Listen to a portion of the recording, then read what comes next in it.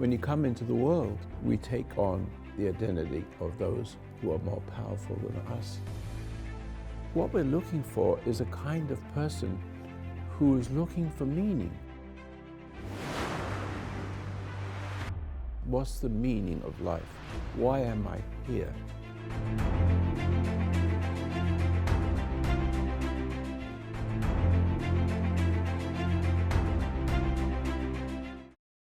Well, here we go for another Sunday conversation. I'm Alan Masters. I had a conversation the other day with a friend, and I had a little tiny realization. And I believe that our whole life is full of these tiny little realizations, kind of like grains of sand in the hourglass, and they add up to something after a while. And what you have to do is not just ignore them and let them go. You have to actually grasp a hold of those tiny little realizations and expand them. Because it starts with a tiny little thought. The aha moment from a tiny little thought that just might have been sailing by. My little tiny thought came from something that happened earlier in the day where I saw my wife. She was standing in the laundry room doing laundry, and I walked in to see what she was doing, and I was in my head. And yes, I'm not perfect. I know you folks think I am, but no, I'm not. But I was in my head, and we get in our heads sometimes. I was just thinking, and I don't know where I was, but I walked in and I saw my wife, and she looked at me and she smiled. And then all of a sudden I went, her smile woke me up just a little bit out of that dull space that I was walking around the house in. And I said, "What was that?" And she said, "I just smiled." And I said, "Why?" And she said, "I don't know." And I just stared at her. And she walked over closer to me and she goes, "There's that blank stare." She says, "I've seen that 1,000,000 times." And I just kind of went, raised one eyebrow. I'll show you the one eyebrow going up there. And she says, "There's that eyebrow. I've seen that 1,000,000 times." And it's funny because I was kind of caught in a sea of thought that there was so much that I was just trying to be objective to it, because there's lots going on in my life. There's lots going on in your life. But every now and then I just step back and I become very objective to it. And if the world looks at me, they see a guy that may have a bit of a blank stare. But I don't see that because I'm me. I only see you, your smile, or your blank stare, or your pain body, or your joy. Now, interestingly, your energy affects my energy. So I walked into the room and I saw my wife. She had good energy. It actually woke me up a little bit. And I looked at her and I was conscious of her good energy. I have a very sweet wife. She has very good, sweet energy most of the time. It kind of hit me. It kind of like the electricity kind of woke me up just a little bit, but not enough to make me smile back, because I was still in deep thought, pondering life, pondering what is going on inside of my head. Because I know that I have a monkey brain and I have Alan. And the monkey brain is constantly making the noise and sending the flotsam and jetsam out for me, Alan, to try and either react to or ride the wave of emotion that it's sending through. And what I have to learn how to do, and I'm learning, just like we all have to learn how to do, is to be objective to our own selves. So I'm looking at all these thoughts. And my wife caught me in that, because I'm in my home, so I'm not driving along in this zombie state or anything. I wasn't in a zombie state, but I was definitely stoic for a moment. But when she smiled at me, it was almost like she turned on, there was a bank of lights she turned on one of the lights, and it lit up a little bit. And it's like I'm sitting here in all these lights with the cameras and a little television studio that we have for the foundation. And some of these lights, you have to turn on each one of the lights one at a time. She turned on one light. I woke up a little bit. I noticed the smile, the energy. Then I said, why smile? And she says, why not? She turned on another light, coming back to Alan again. Then she came up closer to me, and her energy came closer to me, and I could feel she has a kind energy about her. Turned on another light. The lights are, all of a sudden I'm able to start to see. And then we started to have this conversation, and she turned on another light, but I was done right there. I thought, I'm going to stay in this thought world that I'm in. And even though she said to me, I know that face, I know that eyebrow, I just said, she said, a lot going on? I just said, yeah. So I walked away. I finished my day. I picked up a person that is going to be talking here with us in a few minutes from the airport. I brought this person in because in my other life, business life, I interview people from the business world to find out the secret sauce of their success. To me, it's very interesting to see how people can be so successful and either remain evil and be driven by pure greed, or what is the opposite of that? Learn how to be kind, thoughtful, giving human beings, and God gifts them with success so they can do good things with it. And there's a lot of that in this world that we really don't see too much of. We don't see it too often, so I seek it out because I want to find those people and I want to bring them into the light so that their stories can be told. So I brought one today.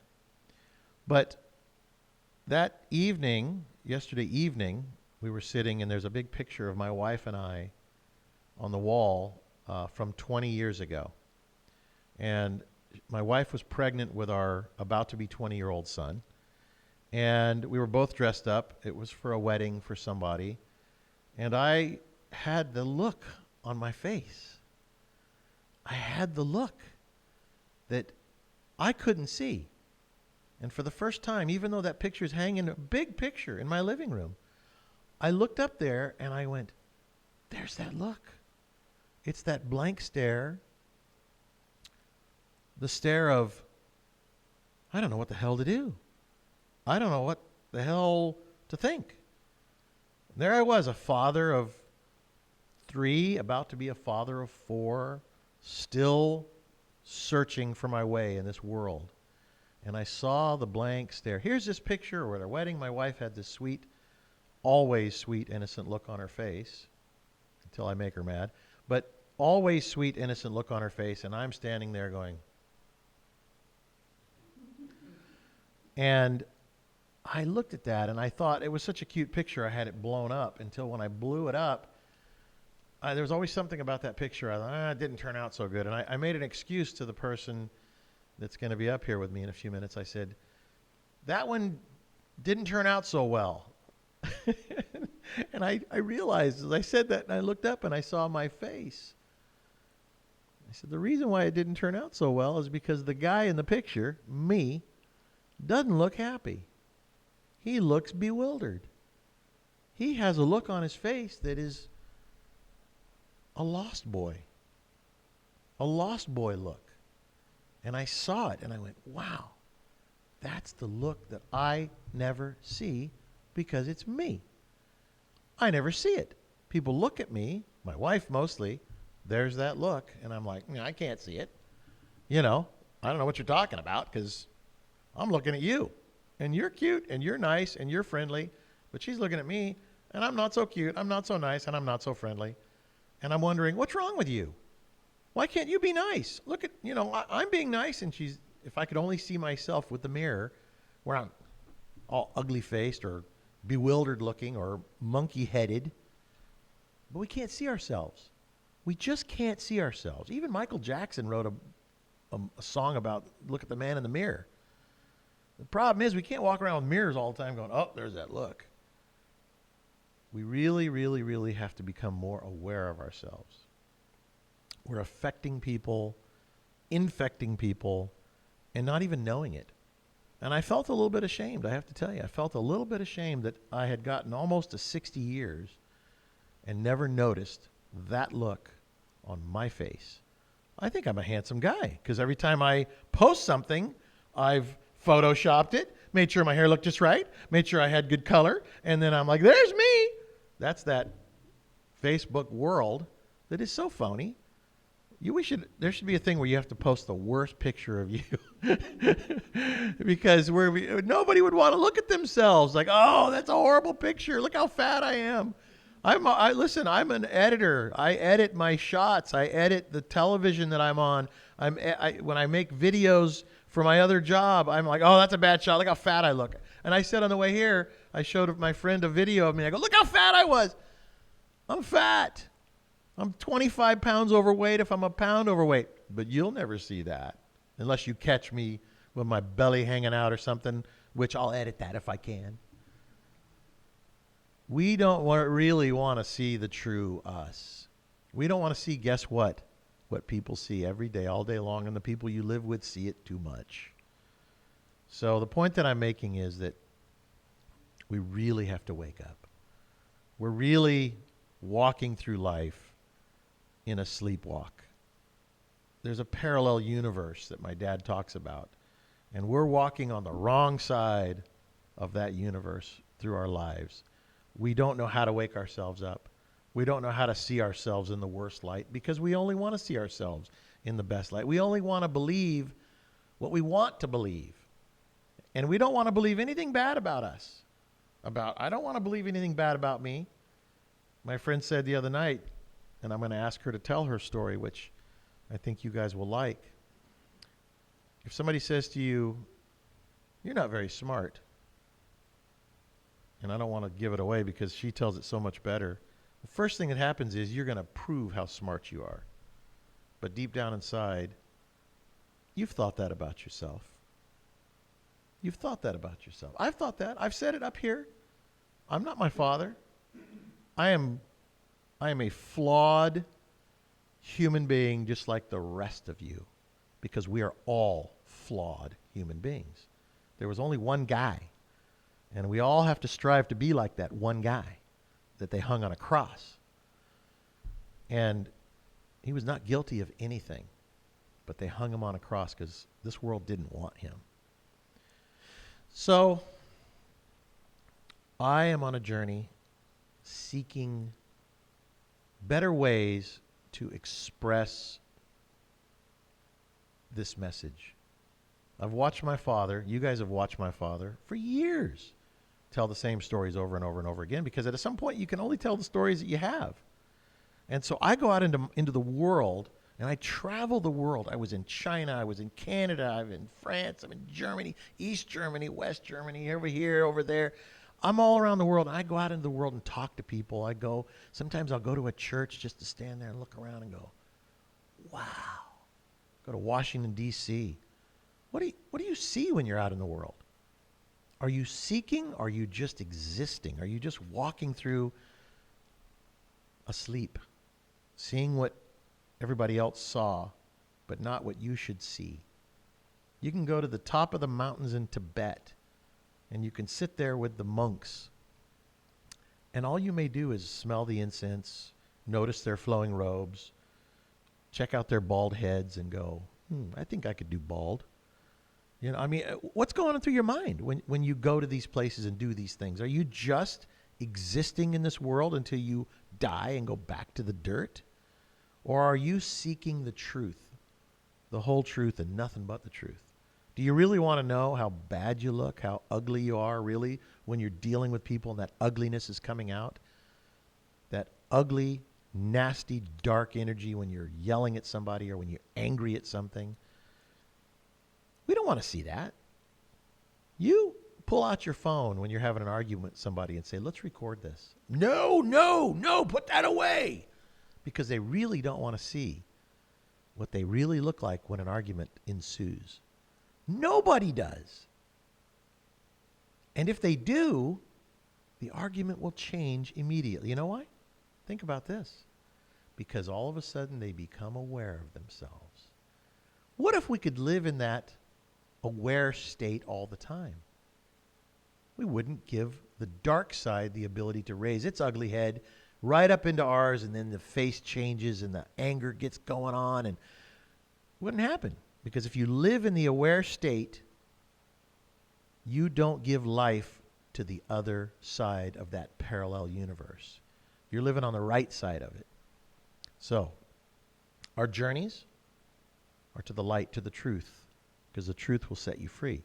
So if the truth will set you free, you've got to seek the truth and nothing else. And when you get pulled away from it, you got to come back to the truth. You got to want that truth more than anything. What would you do to be closer to God? You've got to want it all the time. You have to desire it. You have to seek it. You have to be on that path all the time. Not only when it's convenient, all the time. And guess what? The liar lies. The little liar on this shoulder is going to tell every little lie into your head. Oh, you'll lose business. Oh, this, that. I lived in that for a long time. I was living in a world of fear to not earn the money it's going to take to feed my family and look at my cute little kids. I got to earn money, so I can't really be the man I want to be. And I'm gone. And I don't mean anything. I have no ripple effect. I'm just another clown on the stage. So I'm not going to be that guy anymore. I've been given a job here by my father, who is alive and well. Maybe not too well, but he's alive and he's dealing with his issues of a 91-year-old man. God bless him. You're going to be 91 someday? Maybe not. Maybe you ain't going to make it that far. But he's 91 and he's dealing with a 91-year-old man's issues and then some, because he fell and cracked his head and got a concussion. So, you know, we sent out a newsletter to like 8,000 people. And some of these, dare I say, stupid responses. And I do not ask for forgiveness for saying that. Is Roy Masters dead?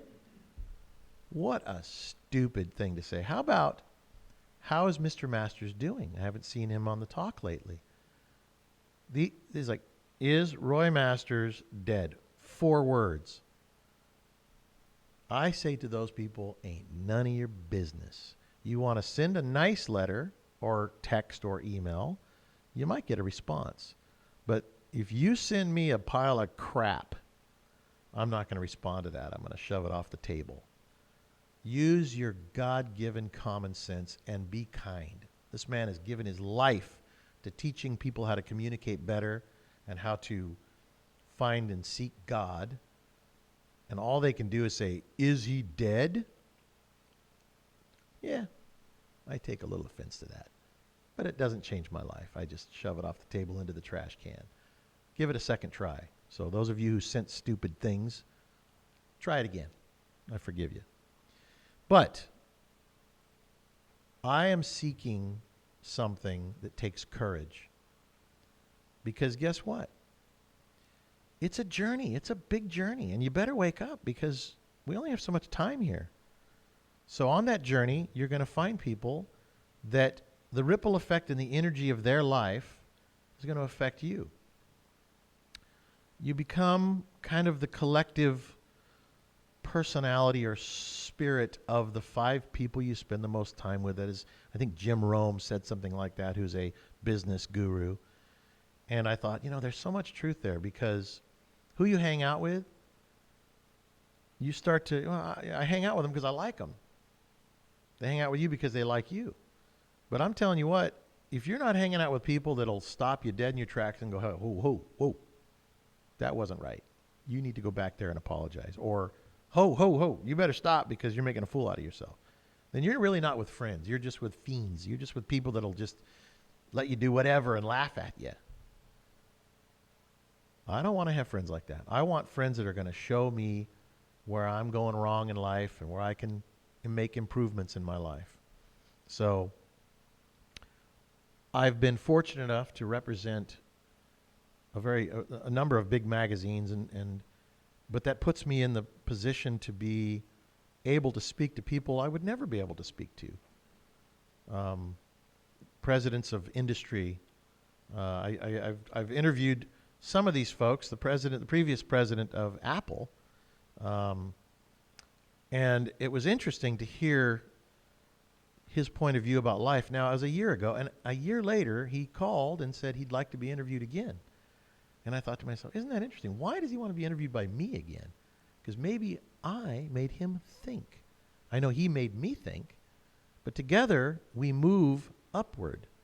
I want to learn how to be more aware of this face when I look at you and I'm talking to you. And it's not just my facial expressions. It's the energy that is coming out of my face and my person. And if I'm conscious and I'm aware, I had two people today tell me I look tired. And I'm like, I'm not tired at all. I'm not conscious of my how I look,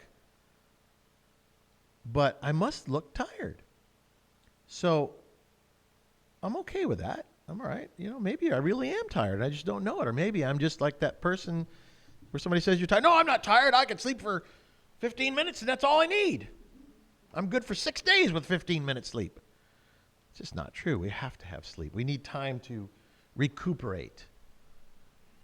But I don't want to be one of those kind of people that when somebody comes to me and says, what you said didn't make sense. I got into this argument with my wife the other day because I said something about crying. You guys know, I'm not a crier. I don't know why I'm not a crier. I kind of have a feeling I know why, because my dad many, many years ago said, it's a weakness. You don't need to cry. Just look at it. So I looked at it and I listen, we can control our own selves if we choose to control these functions, or I can just start going like this and I'm out of control, or I can get myself in control. So how far do you want that control to be? I've learned how to control and look at when something starts to be emotional to me. I go, nope. And it just goes poof, and it's gone. Or is it? Or is it shoved down and compartmentalized for later when all of a sudden it comes out with a screaming explosion of emotion when the cross gets put on you? Wow! This thing brings out stuff in people. We've all seen it that have watched my father. And I said to a friend of mine who doesn't quite understand the emotional baggage that it's like, as a kid, we used to fill a garbage bag full of oxyacetylene. We'd fill it up and it would start to float. And then you'd throw a match at it and boom, and a huge thing of flame. And even though acetylene is clear, it'll make that big black garbage bag float, and it'll make an explosion like you've never seen. The same thing with our emotions that we stuff down, that we're made to stuff down. They're in there. They're clear. They almost don't have any odor. I mean, they put odor in natural gas. They put odor in it because it doesn't smell like anything, but it'll kill you. The same thing happens when my dad has, for all these years, held that cross on people, and it starts coming out. And that explosion of emotion, the release happens. Some people call it exercise, like an exorcist, but I've always seen it as that person's got a lot in there, and it just came out. But I believe that so many people are affected by the cross, of course, but if you went to any church and you walked around with that cross and you held that cross out, you would see people start to flip out. But the preachers in the churches, for the most part, because we've seen some of those crazy preachers that do all kinds of that crazy stuff that happens in some of the churches. But this thing is a kind of like a tuning fork for so many people. And there's something that reacts to it in them. And so my dad discovered that many years ago, and he uses it to help people to kind of explode that big piece of emotion that is blocking them from the freedom. And so what I want to try and do is I want to try and reach that with some of you folks a little bit earlier. Because what if, and isn't this what we try to do for our children? What if we could wake up from our sleep state earlier? Wouldn't the whole process of life be more valuable to not only us, but to everyone around us? The same way that my wife has this beautiful spirit and sweetness about her, that her energy affected me in a positive way. Even though I chose to just stay in my stoic state, her energy, I felt, affected me. And people come up to my dad and they just want to hold his hand and shake his hand and be near him because he's got this energy field about him. What is that? What is that? What is that energy? What is it about one person that affects you? Their energy affects you. There's something there. So if we could wake up earlier in life and start to do good, be noble human beings, be good, just people, and go out into the world and affect each other in a positive way earlier in life, it would change the whole world. So if we want to affect a change on the whole world, let us wake up and not hurt or destroy the young.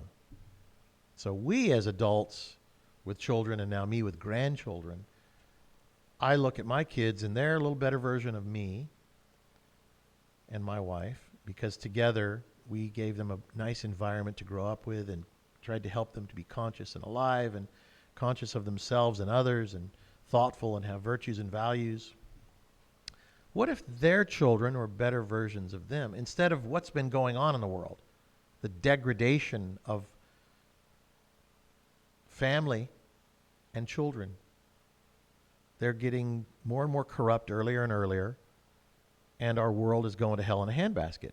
We have to reverse that by starting younger. I remember when I was young, my dad had the Tall Timber Ranch, which we're going to start doing stuff out there again. We're going to have some seminars and some things out there because I believe it's very important to start doing some seminars again for the health of our world.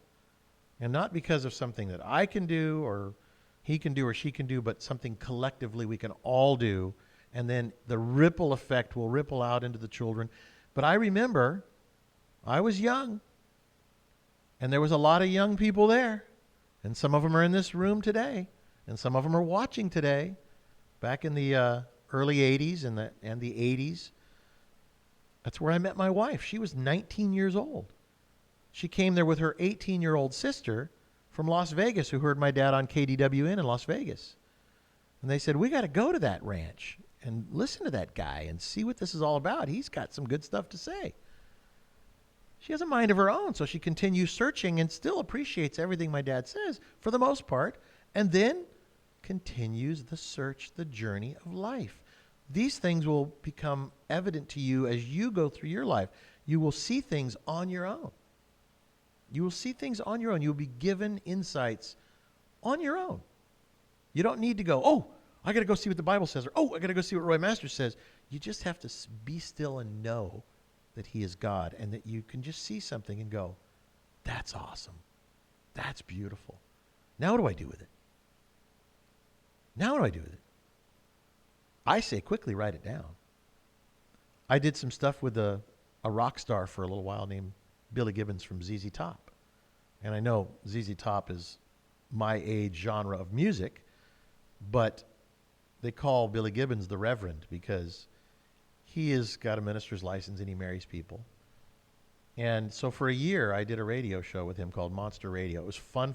I met all kinds of celebrities. And here I was, I'm eating dinner with this rock star, guy with a beard, Billy Gibbons. And we go to dinner on Sunset Strip. And we go to eat dinner. And we picked up some guy named Jimmy along the way. And we had dinner with him and then went somewhere else and had drinks. Now, I don't drink, so I'm having a root beer. And they're drinking beers and we're talking. And my friend Billy had to get up and go to the bathroom, and now I'm stuck with this guy. And I look at him and I go, so Jimmy, what do you do? What do you do for a living? And he goes, you don't know who I am, do you? And I go, no, but you don't know who I am, so be careful. He says, have you ever heard of Led Zeppelin? And I said, yeah.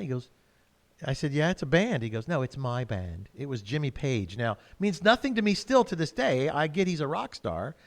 But why does God put me in the presence of all these people to get to know them? I got to know him before I knew he was some big rock star.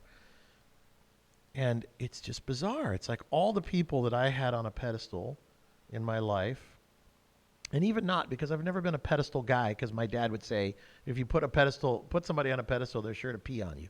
Anybody here remember my dad saying that?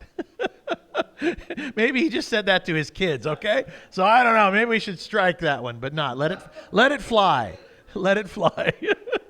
But I also did a show with Mick Fleetwood from Fleetwood Mac. And then I went to Hawaii where he has a restaurant, and I'm like, me and my family are his guest. And I was at the State Department the other day. Why is this happening? Why? Why does my life interact with all these people that are rock stars and celebrities and John Travolta and, on and on and on? This list is ridiculous. Not one of them are any a different person than I am. We're all just people searching, seeking, hoping that somebody will come into our life and bring a tiny piece of truth to help me put in my little puzzle, blink, something that'll help me to understand better, because I think everyone knows, they just don't know. And even when they glom onto something like Christianity or Judaism or whatever, they hold on to it tight. They still know in their heart of hearts, they just don't know. They're just hoping really hard. Like I talked to an atheist the other day and I said, you better just in case leave a little tiny piece there that there is a God, and say, all right, God, I don't know if you're there, but I don't think you are, but let's just take this journey and maybe someday I'll understand everything. Because if you say there is no God, well, you're pretty much giving yourself a certain sentence in life. And I always tell people, hey, just leave a little tiny bit of hope. Little tiny bit of hope. Maybe there is a God, but I don't know. It just doesn't. I think last week I talked about a person that says, I just don't know anymore. I said, that's okay. Not knowing is okay. Just admit you don't know. And then you walk through your life and the little knowing will be put in your heart and you go, oh, I know. All of a sudden I know. That's that little innocent kid thing. We have to return to the innocence of a kid. And little kids are so innocent, they'll ask, Daddy, Mommy, Uncle John, what does this mean? What is that for? Why are we so arrogant that we just can't ask? What does it say in the Bible? Ask and you shall receive. The problem is we're asking, everybody. And what we really need to do is learn how to say, God, what does this mean? Why am I here? Why am I involved with this? Or why am I doing that? And maybe, just maybe, he'll put in your heart the answer. It may not be the answer you want, but it's probably the answer you need. And you better then listen to it. And then guess what? You ever been driving along and you're like, oh, there's that street, and you drove right past it, and you're like, now I got to go around the block and come back and turn down that street. Or you go, oh, nobody behind me, I'm going to back up.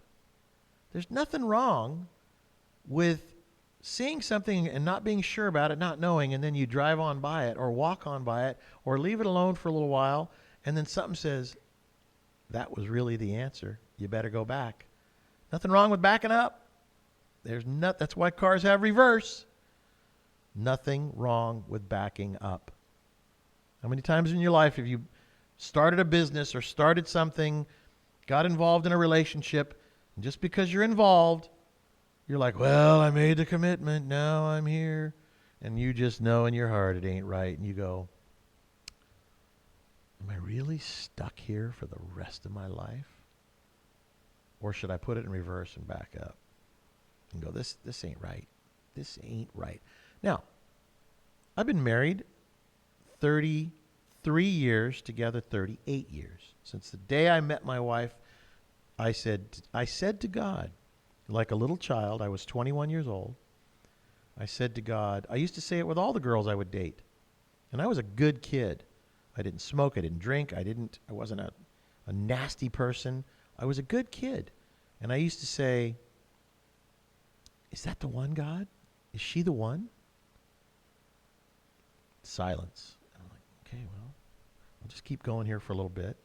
And as soon as I knew she wasn't the one, it wasn't a rock comes flying through the window, crash, and there's a note tied to the rock, and it's like, she's not the one. It doesn't happen like that. It wasn't an email from God, subject, the girl you're dating, she's not the one, signed God. None of that happens. It'd be nice if it did. It doesn't. It's a knowing. And when you know she's not the one, he's not the one, you have to go, okay, I hear you. I hear you. And I had this one girlfriend that was so beautiful, so nice. Actually, all of them were. I really had good taste in girls. They were all good people, but they weren't the one. But when I saw my wife, Jan, I went, wow, look, that energy actually hit me from across the room. She was like an angel. There was a glow about her. Not really, but I saw it. You know what I mean? Nobody else saw it maybe, or maybe everybody saw it, but I saw it too. And I went, look at her. She's just beautiful, angelic person. But that's one of my senses, looking. Just like the other day I said, we got to use all our senses. God gave us all these senses to be able to touch and feel, because this is a fake apple, but man, that apple looks real. So when I touched it, not real. So as I continued on the relationship for just a few days, I kept asking God, is she the one? Could she be the one? And man, something came into me and didn't say, she's the one, look at her. It was something just came into me and said, this is the one. But it wasn't even words, it was just, mm-hmm. You ever seen somebody when you're sitting there and you don't want to talk? Something happens that is weird. I'm trying not to give you the scenario of whatever it could be. And you look at one of your friends that you have kind of a intuitive relationship with, and you kind of raise the eyebrow, and the other one goes, It's that kind of knowing. I just had a knowing that that girl was the one. And then so I pursued that, and then I said, okay, God, I'm going to honor you. I'm going to honor you with this girl. Because if you bring me this girl, I'm not going to defile this relationship. I'm going to honor you. And so I honored God with my wife for 4 years before we got married. And I never defiled that relationship with my manly needs and desires and all that. 4 years. I was 21. Actually, it was closer to 5 years, but 4.5 some odd years, and we got married when I was 26, and she was 23. And I kept asking God, is it time, God? And then God would put in my heart, you're not ready. He would put in my heart. And I went, no, it's not time. And I'd call my wife and I'd say, you know what? We wanted to get married, and I said, let's go a year. And at the end of the year, I asked God, I just said, am I getting married? And God would say, not yet. In my heart. And so I called my wife at the time, my girlfriend, and I said, you know, it's been a year. I'm not ready yet. I didn't say, God told me I'm not supposed to get married yet. I just said, I'm not ready yet. That relationship with me and God is very personal. And I share these things with you guys because He wants me to. But our relationships with our Creator, very personal. And you're supposed to not go around thumping on the, God told me this, and God told me that, and God did this, and God did that. But I'm doing this to help articulate for you what it's like to be this guy. But He kept putting in my heart. So then the next year came by, and I asked the same thing. It's getting close. Am I ready yet? Is it time? Am I getting married? Not yet. 4 times, 4 years that happened. And one day, literally, I went from asleep to awake and sat up in my bed, and I said to myself, I'm getting married. I'm getting married. I'm getting married. And I called my wife and I said, guess what, Jan? It's time. Let's get married. And she said, I'm ready too. So we honored in our hearts God from the time we started. Now, do I have a fairy tale life? No. It's been a real journey because I'm still a man. I'm still that monkey brain. But thank God in heaven that I had the wherewithal at 21 years old to know that I had to honor God, and the foundation of my relationship with my wife had to be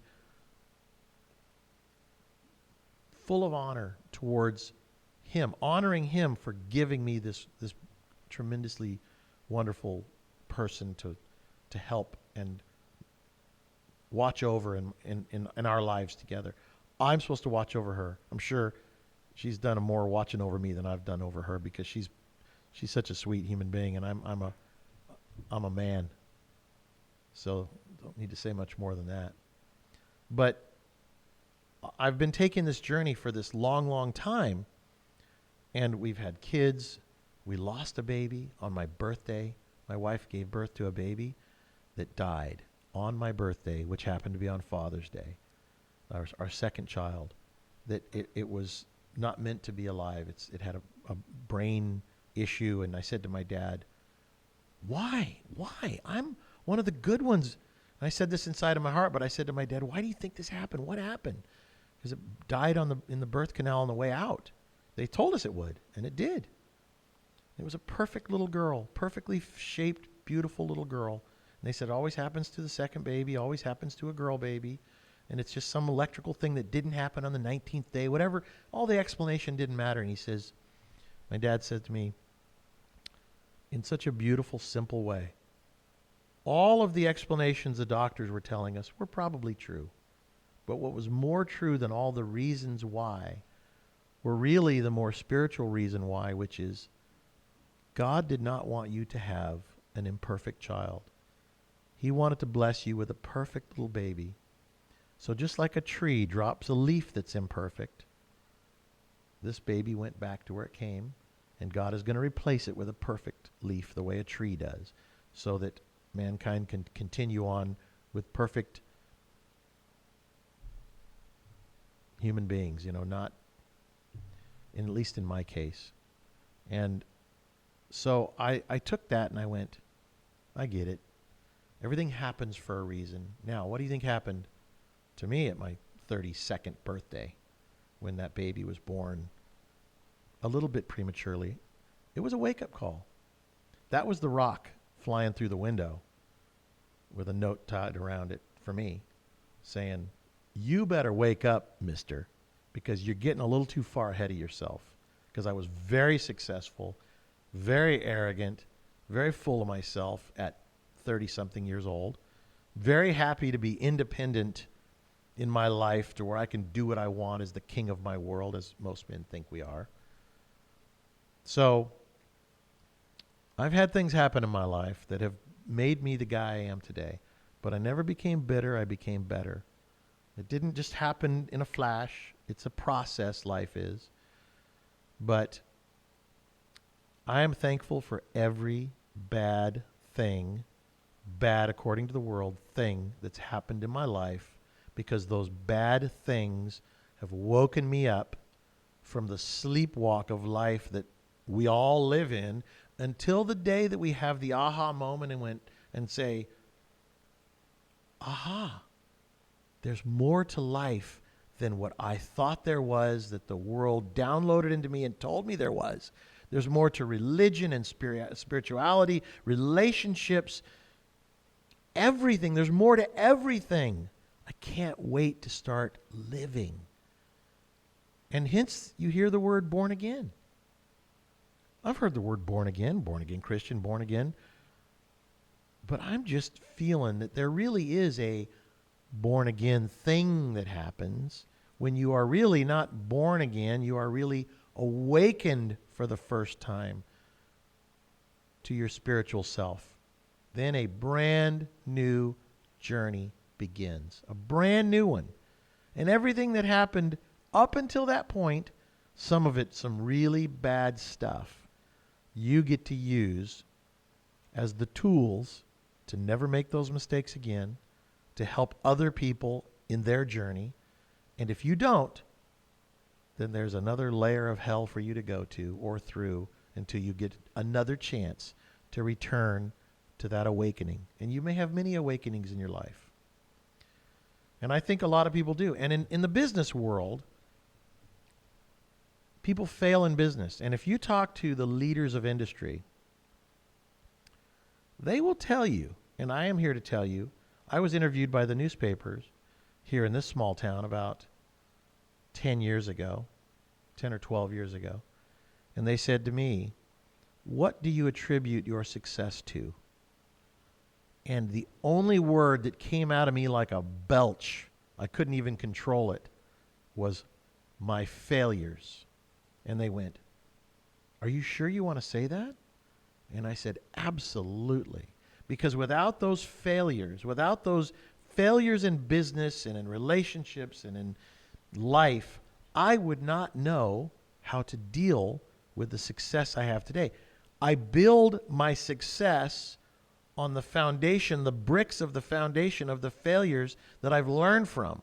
And let me tell you, those bricks are big and thick, and I don't ever want to see them again, because guess what? I want them to underpin my success. I want to know that they're there, never forget them, and learn from them. Those failures are what are the awakenings in business.